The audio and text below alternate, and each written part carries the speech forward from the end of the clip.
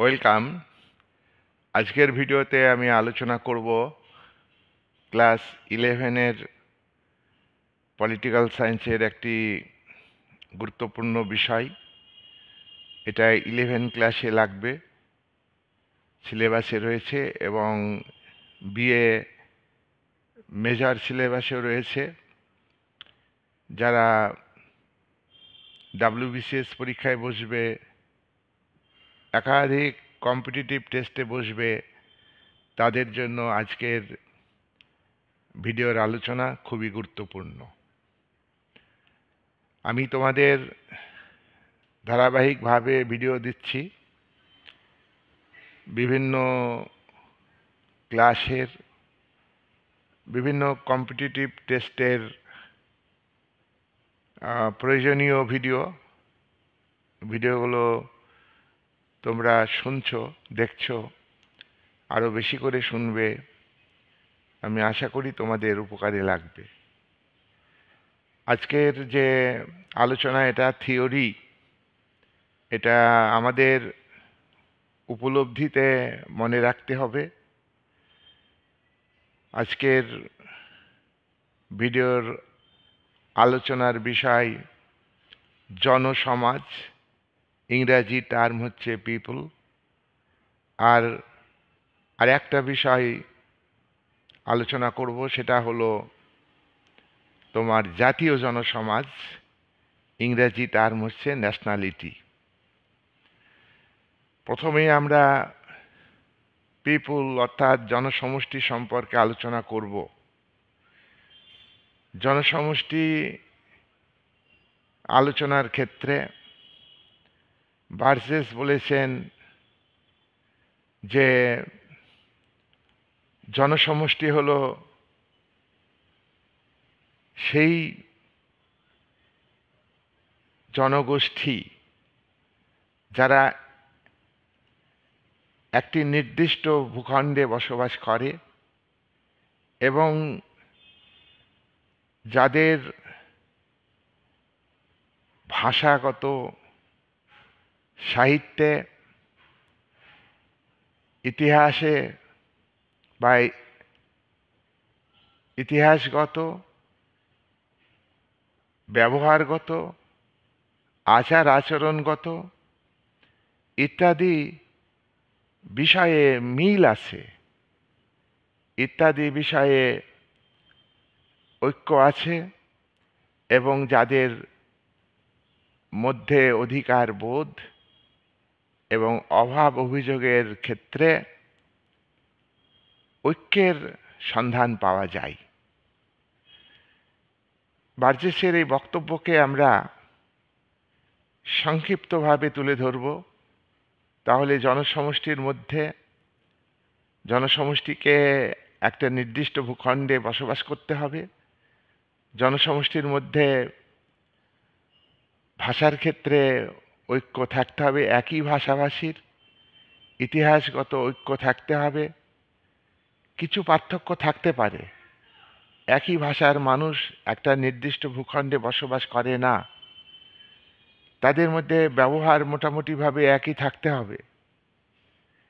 আর তাদের যে অধিকার বোধ, তারা রাইট বা দাবি করবে, তারা যেসব অভাব অভিযোগের কথা বলবে, তাদের মধ্যে একটা ঐক্যের সুর থাকবে। জনসমাজ বা পিপল সম্পর্কে আরেকজন রাষ্ট্রবিজ্ঞানী ম্যাকেনজি বলেছেন যে পিপল গঠনে যেটা বার্জেস বলেছেন যে নির্দিষ্ট ভূখণ্ড এটা অপরিহার্য উপাদান, ম্যাকেনজি বলছেন যে না, একটি নির্দিষ্ট ভূখণ্ডে বসবাস করতেই হবে জনসমাজকে এমন নয়। কিছু জনগণ তাদের মধ্যে ঐতিহ্যগত এবং ভাবগত ঐক্য থাকতে পারে, তারাও জনসমষ্টি বা জনসমাজ, পিপুল হতে পারে। শুধু নির্দিষ্ট ভূখণ্ডেই একসাথে বাস করলেই যে জনসমাজ হবে, পিপুল হবে তা নয়। ম্যাকেঞ্জির এই বক্তব্য বার্জেসের বক্তব্য থেকে একটু আলাদা। ম্যাকেঞ্জি গুরুত্ব দিয়েছেন ঐতিহ্যগত ঐক্যকে আর ভাবগত ঐক্যকে। ভাবগত ঐক্য যেটা চোখে দেখা যায় না, উপলব্ধি করা যায়, মানুষের মনে মনে অন্তঃসলীলা ফল্গুর ধারার মতোই বয়ে যায়, এমন একটা ভাবনা। কিছু মানুষের মধ্যে একটা একতা, কিছু মানুষের মধ্যে অতীতের ঐতিহ্য নিয়ে একতা তৈরি হয়। তাই শুধু নির্দিষ্ট ভূখণ্ডে বাস করলে যে জনসমাজ হবে তা না। তাহলে আমরা দেখছি বার্জেসের সঙ্গে ম্যাকেঞ্জির বক্তব্যের কিছুটা পার্থক্য আছে। এইবার কথা হলো যে শুধু নির্দিষ্ট ভূখণ্ডে বসবাস করলেই, শুধু ঐতিহ্যগত ভাবগত ঐক্য থাকলেই জনসমাজ হবে না। মানে বার্জেসের বক্তব্যের মধ্যে এবং ম্যাকেঞ্জির বক্তব্যের মধ্যে ত্রুটি আছে বলে কিছু রাষ্ট্রবিজ্ঞানী মনে করেন। তারা কারা? তারা হলেন লর্ড বায়রন, ম্যাথসিনি। ম্যাথসিনির কথা তোমরা খুবই জানো। ম্যাথসিনি হলো আধুনিক আদর্শ জাতীয়তাবাদের জনক। আদর্শ জাতীয়তাবাদের জনক হলো ম্যাথসিনি। লিকক এরা বলছেন যে জনসমাজ গঠনে শুধু শুধু ভূখণ্ড, আচার ব্যবহার, ভাষা সাহিত্যের ক্ষেত্রে ঐক্য থাকলে হবে না। ম্যাকেঞ্জি এবং বার্জেস তারা ধর্মগত ঐক্যকে গুরুত্ব দেননি। তারা জনসমাজের উদ্ভবগত যে ঐক্য, কোথায় থেকে তারা তাদের উৎপত্তি হয়েছে, এটাকে তারা গুরুত্ব দেননি। তাই লর্ড বায়রন, ম্যাথসিনি এবং লিকক বলছেন যে জনসমাজ বা পিপুল গঠনে ধর্মের গুরুত্ব আছে, উদ্ভবগত ঐক্যের গুরুত্ব আছে। সুতরাং আমরা তিনটি মতকে পেলাম জনসমাজ কাকে বলে সে বিষয়ে। তাই আমরা সাধারণভাবে জনসমাজ কাকে বলে এই বিষয়টি জানব। তাহলে জনসমাজ হলো এমন একটি জনগোষ্ঠী, এমন একটি জনসমষ্টি যারা নির্দিষ্ট ভৌগোলিক সীমানার উপরে বসবাস করে, যাদের ভাষাগত ঐক্য, ধর্মগত ঐক্য, উদ্ভবগত ঐক্য, ইতিহাসগত ঐক্য, ঐতিহ্যগত ঐক্য, সংস্কৃতিগত ঐক্য থাকে, সেই জনসমষ্টি হলো জনসমাজ। এদের মধ্যে ভাবগত, ঐতিহ্যগত, সাংস্কৃতিকগত, ইতিহাসগত, ধর্মগত ঐক্য থাকে, কিন্তু এদের মধ্যে, জনসমাজের মধ্যে রাজনৈতিক চেতনা থাকে না। তাহলে পিপুল বা জনসমাজ সমান অঙ্কের ভাষায় আমরা বলবো জনসমষ্টি মাইনাস রাজনৈতিক চেতনা। অঙ্কের ভাষায় পিপুল সমান কত? পিপুল সমান চিহ্ন দিয়ে জনসমষ্টি মাইনাস চিহ্ন দিয়ে রাজনৈতিক চেতনা। নেক্সট আমরা আলোচনা করব ন্যাশনালিটি, জাতীয় জনসমাজ। জাতীয় জনসমাজ এটা একটা রাষ্ট্রবিজ্ঞানের গুরুত্বপূর্ণ বিষয়। লেস্কি বলছেন তোমরা জানো যে লেস্কি একজন বিখ্যাত চিন্তাবিদ। তিনি পুঁজিবাদের উদারনৈতিক গণতন্ত্রের সমর্থক হয়েও তিনি চরম যে পুঁজিবাদের যে বিকৃত রূপ, সেটাকে তিনি সমর্থন করেননি।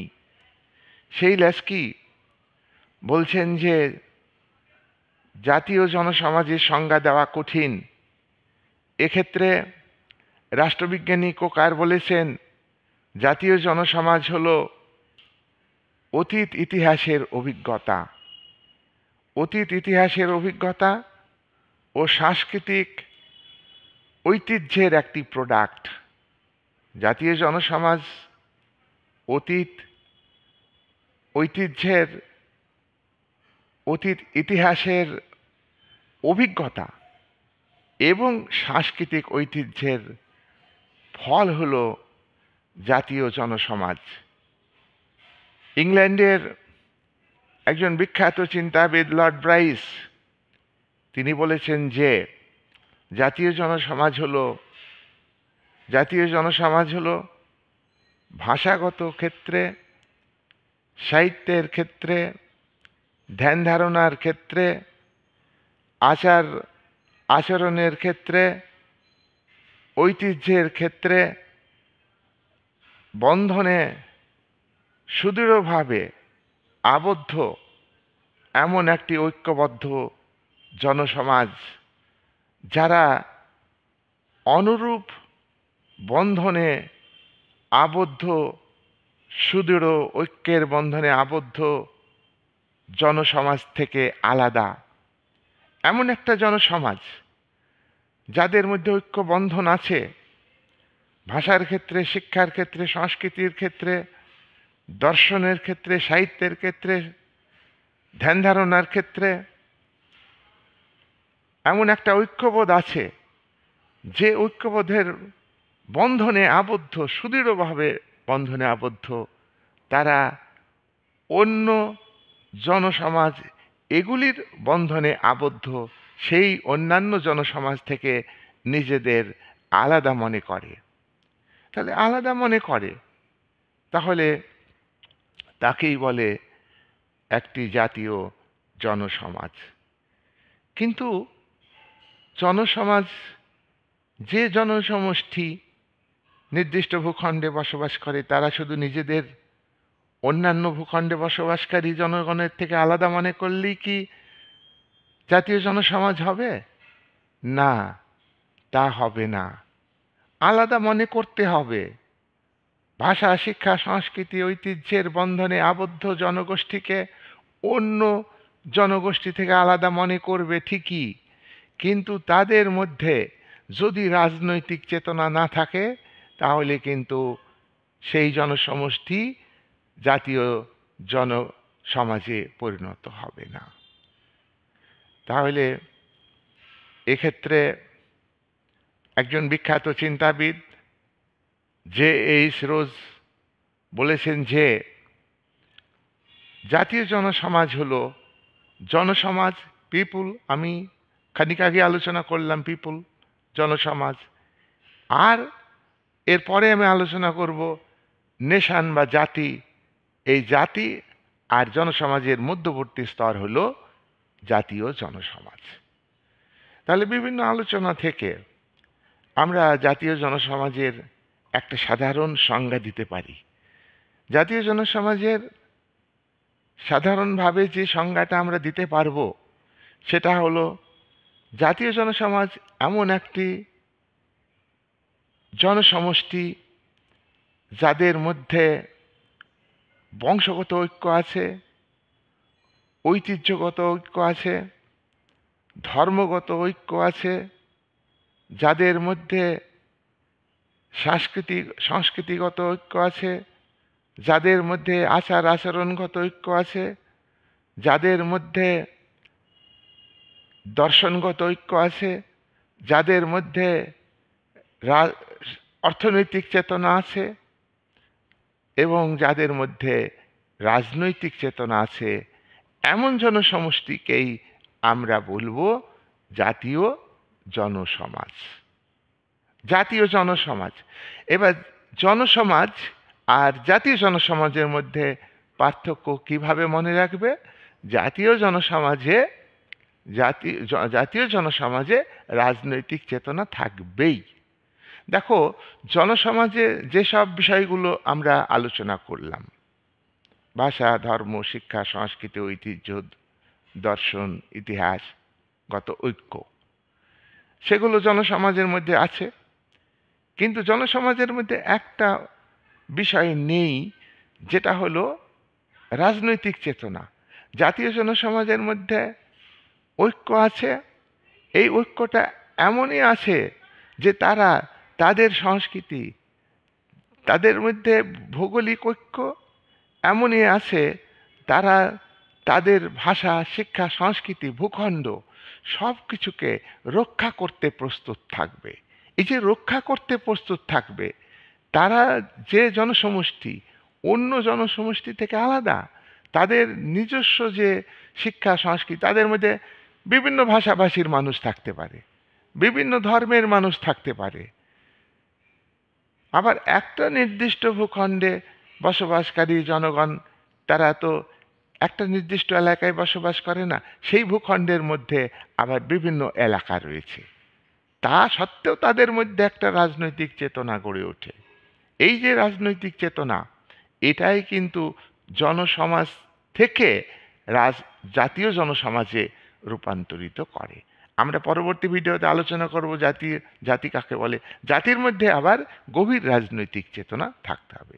এই যে তোমরা রাষ্ট্র দেখছো, ভারত রাষ্ট্র, পাকিস্তান রাষ্ট্র, আমেরিকার রাষ্ট্র, প্রত্যেকটা রাষ্ট্রে জনগণের মধ্যে গভীর ভালোবাসা, রাজনৈতিক চেতনা, রাষ্ট্রকে রক্ষা করার মানসিকতা, এই এই যে এই যে ভাবনা, এটা জনগণের মধ্যে থাকলে তখন সেটা হয় জাতি। তাই আমরা আজকের যে ভিডিওর আলোচনা, প্রথমে আমরা জনসমাজ সম্পর্কে আইডিয়া নিব, তারপরে জাতীয় জনসমাজ। আর জাতীয় জনসমাজের বৈশিষ্ট্য আছে ভৌগোলিক ঐক্য, ভাষাগত ঐক্য, ধর্মগত ঐক্য, অর্থনৈতিক ঐক্য এবং আমরা রাজনৈতিক ঐক্য। এগুলো বৈশিষ্ট্য আকারে পরের ভিডিওতে জাতীয় জনসমাজের বিভিন্ন উপাদান বা জাতীয় সমাজ গঠনের বিভিন্ন ফ্যাক্টরস কীভাবে সাহায্য করেছে। একটা উপাদানের ভিত্তিতেই জাতীয় জনসমাজ গড়ে ওঠে না। শুধুমাত্র বংশগত ঐক্য থাকলো, শুধুমাত্র তোমার ঐতিহ্যগত ঐক্য থাকলো, শুধুমাত্র ভাষাগত ঐক্য থাকলো, শুধুমাত্র রাজনৈতিক চেতনা থাকলো, তাহলে কিন্তু জাতীয় জনসমাজ গড়ে উঠবে না। জাতীয় জনসমাজ গড়ার ক্ষেত্রে এগুলো হচ্ছে বাহ্যিক উপাদান, তার সঙ্গে সঙ্গে ভাবগত যে ঐক্য, এটা বেশি গুরুত্বপূর্ণ। পরবর্তী ভিডিওতে আজকে আলোচনা করব। আজকের ভিডিও আমি এখানেই শেষ করলাম।